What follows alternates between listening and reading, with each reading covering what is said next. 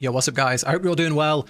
As we are currently in the lull between the next big ARPG, the next big league, the next big season, I wanted to talk about the current thing happening in Path of Exile 1, which is the Legacy of Phrecia. Now this is it's a mini league, it's kind of a short league at the end of the current league, which introduces a bunch of new mechanics, a bunch of new ways to play, and a bunch of new rewards for playing in this current mini league. So today I just want to talk about, if it's worth it. I've played it for the last couple of days fairly casually, and I want to go over, is it worth playing? What is there to do? What is the Phrecia League if you've never played PoE 1, if you've never heard of it, and the rewards you can get for doing it, and then overall, my thoughts on it over the last couple of days and whether I would recommend it. And one thing I will say is during the rewards, almost every single time I post a build on PoE, I'm using a cosmetic like this, where I'm kind of like floating, and I always get the question, how are you floating? What item is that? And I reply to that comment so many times.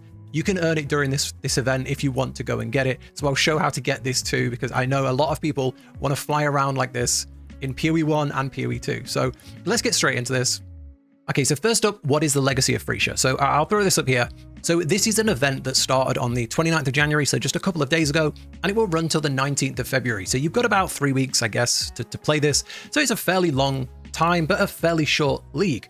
And the way it works is, you have the current league we are in right now in PoE 1, which is called the Keepers League. So it's all about the breach. And it's a pretty fun league if you've never played it. And if you have, you'll know there's some cool stuff here. So it's set during the Keepers League, and you'll make a character, and you'll have to make a new character on the Phrecia League, right? So it's a league within a league that's starting at the end of the league. Hopefully you're following. And all it means is you are playing the normal Keepers League like normal, except there is a different way the end game works and a different way the ascendancies work. So all of the current ascendancies in the game, the 19 ascendancies in the game are switched up. So the ascendancies are all switched up. So if you're a PoE 2 player, for example, you're expecting to become a Titan or a Stormweaver, or all these like classes that you can go to when you ascend. They are switched up. So they are gone, and they are replaced with 19 wacky new ascendancies, which is a really, really cool take on the game. So if you never played PoE 1, you don't know any of the ascendancies anyway, so it doesn't really matter. And if you do, it's a cool little way to play different builds. So you've got all these different builds. I'm currently playing a Herald, which is like all the Herald abilities are like giga boosted and really wacky and fun. So it's pretty good. And if you're nervous, you can just, follow someone's build guide anyway. So they use these different ascendancies. And then when you get to end game, the normal end game is kind of taken away, where you have to go through your Atlas tree, and instead you get these idols. So you get these like idols that you put on your map device, and you run with these idols in place of the normal Atlas tree. So you find these in your maps, and then you use them, and they add different things to your map. It has a chance to contain a rogue exile, has a chance to spawn monsters, a chance to contain certain events, and you have these like weird little things that interact on your map instead of the normal end game mapping. So that's kind of how the league works. So why should you play the Legacy of Phrecia, and what are the rewards for doing so, right? Well, number one, the one reason you should play it is because PoE 1 is fun. PoE 1 is fun, so come play it. That should be enough. But if it's not enough, the Keepers League was amazing. The Keepers League was really, really cool. It was all based around the breaches. You get these like hands sticking out of your back, which do like powers. So you have these hand attachments that you just like, you put on your back, and they do these cool powers. You have this graph tree, which is like this big tree of hands, and you can get items from it. Really, really cool league that was really unique. Had some problems, obviously, but it was genuinely a really cool event. So if you've not played that, worth coming and trying it. Second reason is the ascendancies. The ascendancies are really, really cool. I'm playing one with like really boosted heralds. There's one which gives you there's a class that gives you like shrine buffs all the time built into your ascendancies. There's one that like re-rolls all your attacks to make it really RNG heavy. So there's some just really fun stuff. I want to play some other classes already to see what those ascendancies are like. So there's a bunch of fun to be had alone. If that is not enough and you want a carrot on a stick to chase, there are some boxes. So get into level 50 and get into level 90 in this league will award you 2 third edict boxes, which is pretty good. That's 2 free cosmetics, and PoE 1 is free, so it doesn't take anything.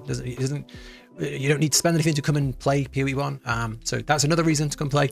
Now, if all of that alone is not enough, there is a thing in PoE 1, and I'm going to speak as if you've never played PoE 1, because that's where I think a lot of comments I get from, as I make mostly PoE 2 videos, is there is this thing called Kirak's Vault. So it's this thing here, Kirak's Vault, and this is it's like a battle pass. You can come and get this battle pass basically, and only get it if you really want it. And what it is as you complete the bonus objectives at the end of a league, so this is still active because we're still in the Keepers League, as you complete these bonus objectives, you will get rewards. So they start with a box, so you get cosmetics, you get these boots, you get a box, you get the arms, you get a box, you get the chest piece. This is what lets you fly. So if you really want to get these, they come from the Kirax Vault, and you can fly around. You can use this in PoE 2. I use it on every single character in PoE 2 because I love flying around the world.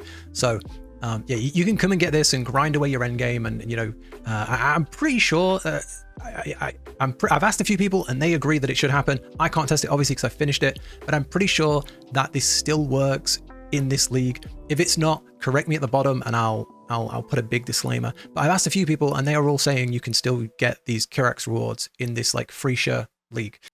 Okay, so now I'll give my impressions and should you play it based on what I've done. So this is my first time playing a Legacy of Phrecia event. You know, I didn't play the last one. This is my first time trying it, and I wanted to go in like fairly, with not knowing what was going on, and give you an honest thought. And you know, I've only played fairly casually a few days. I've been at endgame a little bit. I've done some stuff, but I've got loads more to play. So how does it feel? What would I recommend it? Basically, is I would say it's pretty hard. I would say it's pretty hard. If you already find PoE 1 pretty hard, this is pretty hard. Basically because we are empowered, because we have these really cool ascendancies that make us like really strong and we can do these crazy builds, the game feels a little bit harder. They've made the enemies a little bit harder. So the bosses empower when they get to like low HP, they enrage. And they've just nerfed this to reduce it because it was really hard. And when you get to a boss, when you get to like the Act 1 boss, the Act 2 boss, you'll have to fight all of the mini bosses from the act before the boss fight. So it's kind of like this gauntlet when you get to the bosses. So if you're playing on hardcore, good luck. If you're not playing on hardcore, it's fine because you can just keep entering the boss fight and it's completely fine. But it's definitely a little bit harder. I would definitely say, as someone who played Keepers League and is playing again now, it definitely feels a little bit harder. It's not impossible. It's not like, oh, this is extreme. It's just a little bit harder. And I would say the leveling experience was a little bit worse because of it. I don't really like powering through the campaign. I just like to get to endgame. And the campaign was longer because there was all these extra bosses, there's all these extra challenges. So overall, I would say the campaign feels a little bit worse, in my opinion. The end game, from what little I've played of the end game, I really, really like it. I really, really, really, really like it. So the end game is really, really good. So if you've never played PoE 1, what you would do is you would have your maps, and what you do is as you complete your maps, like I say, I'm very, very new to the end game right now. If you would play through your maps, and as you complete your maps, you have like an Atlas map, so you finish the map, and then you have a bonus objective if you do a certain difficulty, basically. That will give you Atlas points, and then previously you would have been able to put those in your Atlas tree. But the Atlas tree doesn't exist. You can still get the Atlas points, which is why I believe you can still finish the Kirax Vault, but you cannot get, there's no Atlas tree to use them, which is where you tailor your end game. You would go in and you would go, you know, I want to put some points into Harvest, I want to put some points into Blight, and you would like make your end game how you want it to be.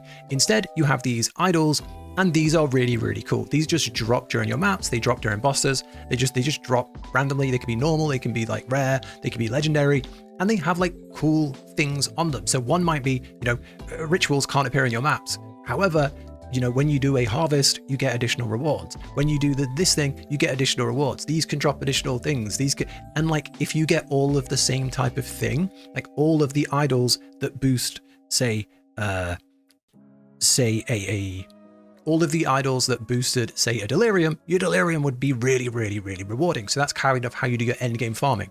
So yeah, really just unique way to play. And then similarly to before, when you're getting your Atlas points for doing different map objectives, you can see here, as you do 20 map bonus objectives, you'll unlock a slot on your Atlas tree, on your, I don't even know what we're calling this, on your idol tree, complete a tier 60 map, defeat the Elder Guardian, defeat the Searing Exile, defeat the Shaper. These are all the big endgame bosses. Do 60 bonus objectives. So that's kind of like your endgame progression. And then you can put these bigger and cooler idols in. And you can also trade these on the in-game, you know, the in-game trade market thing. So yeah, just really, really cool. I think it's a really cool way to mix up the end game, and I've been really enjoying it. Like I say, I'm pretty new to end game. I'm going to play a ton more. I just wanted to get this out early because I know some people are on the fence about trying it, or they didn't even know this was out. So that's kind of it. That's kind of all I want to talk about, really. I don't want to, this isn't a full review of, you know, this was amazing. I just want to get it out, tell you what it's like, tell you what you can get for doing it, and give you a first impressions of it.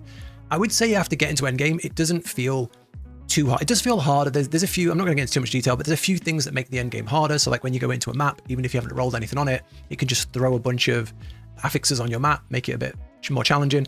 So generally everything feels a little bit harder, but it's completely doable. Nothing feels like you have to be a pro to survive these maps. It's completely fine. It's just fun. It's just different and it's fun. And if you adjust that difficulty, you'll have a really good time. And if you don't, you can just plow through, get a bunch of rewards, and then dip and go wait for the next PoE 1 League, the next PoE 2 League, Diablo, whatever you're waiting for. Hope you find this useful. If you do, let me know down below. Let me know what you think. Are you gonna give this a try? Does it sound interesting?